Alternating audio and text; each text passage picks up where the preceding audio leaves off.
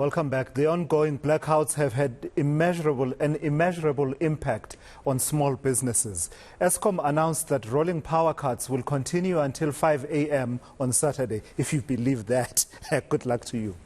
Thereafter, blackouts will be reduced to stage 3 throughout the weekend. The power utility anticipates the first unit of Camden Power Station to return to service and the remaining stations to return over the next 10 days. Also, if you believe that. Well, let's discuss how businesses have been impacted. We're joined now by Ntimane of the National Liqour Traders Association, as well as Kganki Matabane of the Black Business Council. Let's start the conversation, gentlemen, with just your organization's reactions to the reconstituted board at Eskom, because I believe you are seized with the issue one way or another. You're looking at it from all angles. So it seems that government, the shareholder, believes, starting with you, Kganki Matabane, government, the shareholder, believes part of the fix to this longest spell of load shedding, of blackouts that we've had, is to reconstitute the board, and they've done that. How do you feel as the Black Business Council? Good afternoon to us, Lucky and viewers. We've been calling for the removal of the board and the executive for some times, and I think we'll stick with the board for now. The reason why we've been calling for the board to be removed is that it's the responsibility of the board to hold the executives to account, and in our view, the board has actually failed to hold the executive to account, because the board is supposed to be saying, CEO, your job is to make sure that there's electricity in South Africa. In case there's no electricity in South Africa, it means you're not delivering. Pack your bags and go.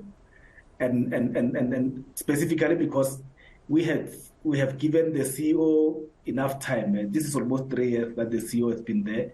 He came and said to us, please give me 18 months, I'll sort out the electricity issue. In 18 months, which is self-imposed, it's not our 18 months, it's his own 18 months, he could not meet the target. Instead of things either improving or stabilizing, things got worse. Like this year alone, we've experienced the highest load shedding that we've ever experienced in the history of Eskom. So we think it's a good step, and then the next step that should be taken by the board is to then remove the CEO and the COO. Yeah. So we welcome the development, and we think the board is fairly balanced. Ntimane, your take? Thank you so much for the opportunity, and greetings to the viewers at home and Mr. Matabane. We share the same sentiments as our colleagues and brothers at the Black Business Council, that this is a very good first step from government side to really want to make a change at Eskom, which has been a problem for us as liquor traders. But we are saying that the CEO and the COO ought to go. They failed to inspire confidence, and they failed to deliver on just one thing only that they've been paid to do, which is to keep the lights on. So they've got no business sticking around. They should go as a matter of agency. Yeah.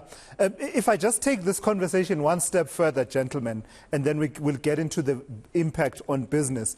What if I said to you that we ought to be holding the shareholder to greater accountability? Because in as much as we've been clamoring for engineering skills in the board, this could have been done. There have been vacancies in that Eskom board for the last few years, and the board was really limping without, the shareholder saying, I think this is where it's lacking. If we are seeking to improve performance of the plant, we need people on the board who will be able to hear these executives and various managers as they do presentations and say, but hang on, why are you not doing this at Camden? You've been saying the same issue at Camden, etc., etc. So just your take on how much culpability should the shareholder ministry as well as the shareholder government be taking for all of this? Ntimane, you start. I think there is an elephant in the room, and just a conversation that I think most of us are not prepared to have. But I think for the greater good of our country, we need to be bold enough and say that Pravin Gordhan has failed the country. He should follow right behind the CEO and the CEO of Eskom as they walk out of those offices in Megawatt Park. He has failed the country, and his explanations as to why we continue to experience load shedding do not hold water anymore. I think the time is up for him to also follow the CEO and the CEO of Eskom. Yeah, Kganki Matabane, because part of the context of asking this is that the previous board, in their some members at least, in their latter days, have been saying that actually, this load shedding we're experiencing, you can directly lay the blame at the door of the government, that is the shareholder. Yeah, what we've done from our side, we've raised this issue. We've met with the president. We've raised this issue with the president, and hence, when the president came back from the funeral of the Queen, we expected much action from him.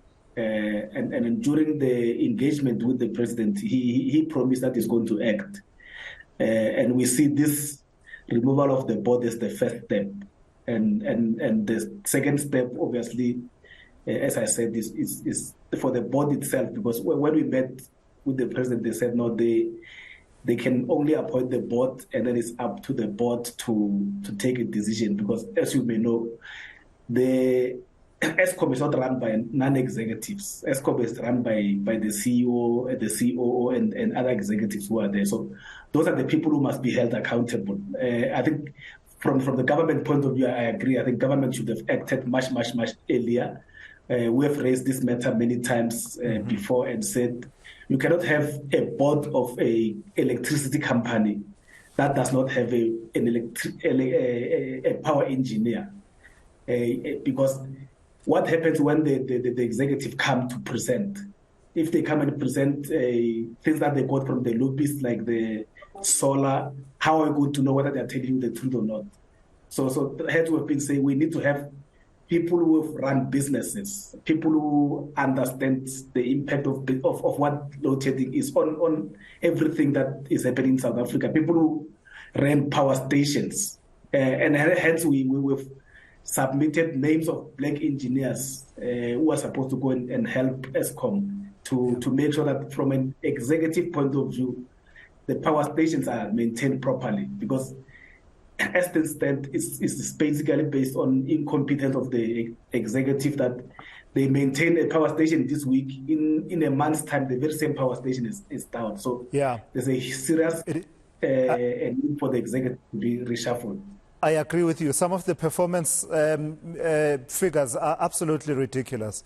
When you see that, the one power station, the unit tripped a day ago, and a day and a half later, just after coming back, the same unit is tripping. You ask yourself, what has been going on? Kganki Matabane, I don't know. We've been having this conversation. When it was first predicted that we could have more than 100 days of load shedding, what am I talking about? Blackouts this year.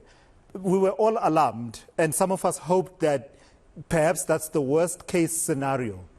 I read a short while ago in one of the publications that we've actually passed that 100 days in 2022. That mark, we've now passed it.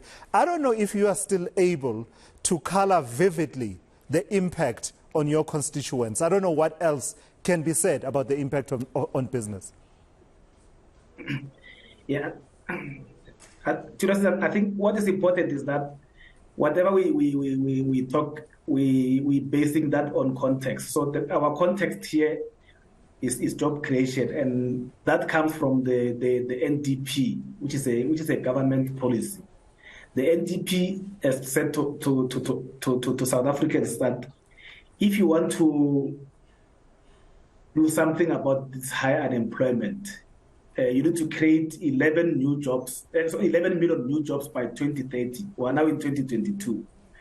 And then out of those 11 million new jobs, 90% of them are supposed to come from small business. Hence, we were emphasizing the importance of small business. And with what is happening now, we basically must forget about that, because instead of creating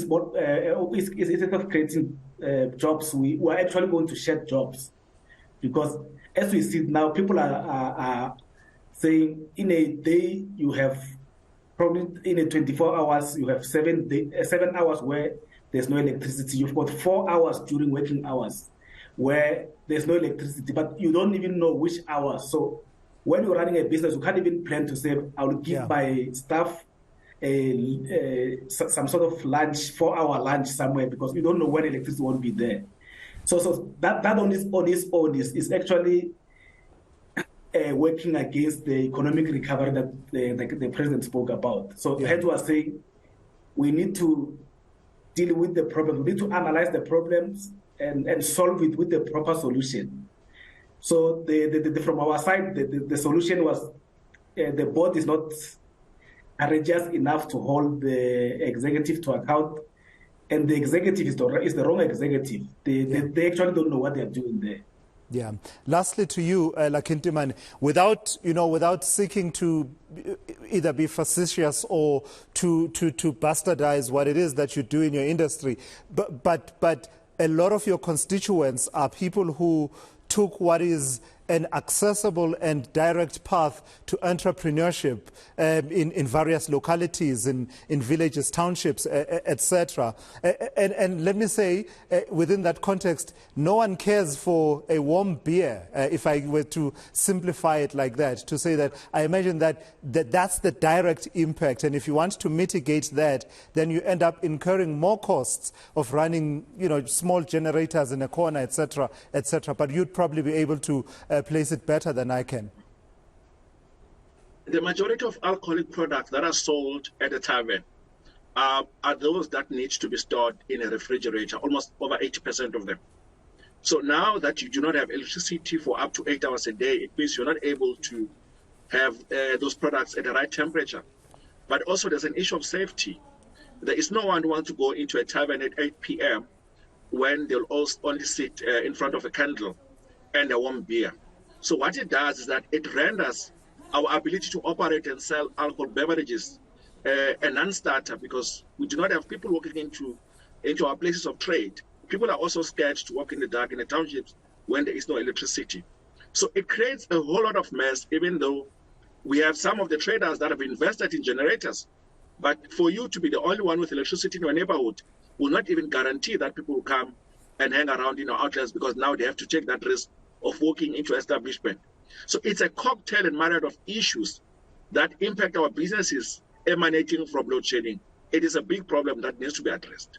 All right, I've got to thank you for your time and your insights here on eNCA, gentlemen. That's Ntimane and Kganki Matabane in conversation there. Yeah, and as much as we've been having this conversation about the impact on business, we can't stop, can we? I mean, we've got to keep saying it, stating the obvious. We've got to state the obvious, that Cyril Ramaphosa and your cabinet, your South Africa Economic Reconstruction and Recovery Program will remain a pipe dream until this matter is sorted out.